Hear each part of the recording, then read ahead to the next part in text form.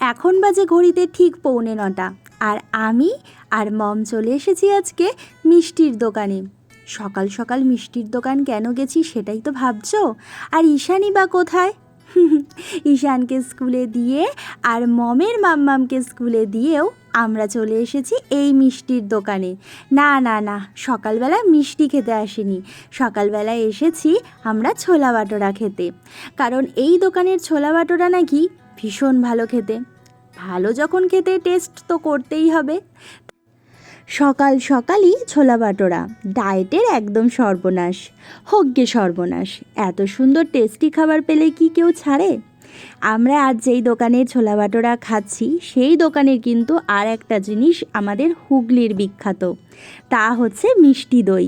আর এই মিষ্টি দইয়ের ভিডিও আমি খুব শিগগিরই তোমাদের কাছে নিয়ে আসব।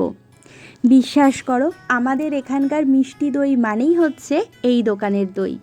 খুব ভালো খেতে, যা সুস্বাদু না সে আর ভাষায় প্রকাশ করা যায় না। ঠিক তেমনই ছোলা বাটোরাটাও কিন্তু ভীষণ ভালো হয়েছে। আজকে সকালবেলা মুষলধারে বৃষ্টি হয়েছে, তার সাথে মেঘ ডাকা।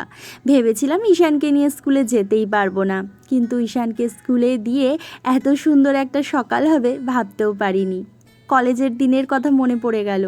আমি আর সঙ্গীতা এইভাবেই ধর্মতলায় গিয়ে ছোলা বাটোরা খেতাম। ছোলা বাটোরা খাওয়া কমপ্লিট। আজকেও আবার আমাদের ওই পারে যাওয়ার ইচ্ছা হচ্ছিল, কারণ ওয়েদারটা ছিল ভীষণ সুন্দর। তাই আমি আর মম দুজনেই মিলে টিকিট কেটে চলে গেলাম ওই পারে। গঙ্গার আশপাশ দিয়ে ঘুরেছি তো অনেকবার, কিন্তু এইভাবে যে পরপর 2বার আমি গঙ্গা বক্ষ হয়ে ঘুরে তারপর ওই পারে যাব, এইটা আমি ভাবতেও পারিনি। কিন্তু দেখো কি সুন্দর হয়ে গেল। বলে না, যখন সময় হয় তখন সব কিছুই হয়। ওইবারে গিয়ে আজকে আমরা প্রথম যেটা করেছি সেটা হচ্ছে সোজা ওই রাস্তায় চলে গেছিলাম, যেই রাস্তায় আগের দিন গিয়েও আমরা পুরোটা ঘুরতে পারিনি। ওইখানে গিয়ে দেখলাম সুন্দর এক শিব মন্দির, ঠাকুরকে প্রণাম করলাম।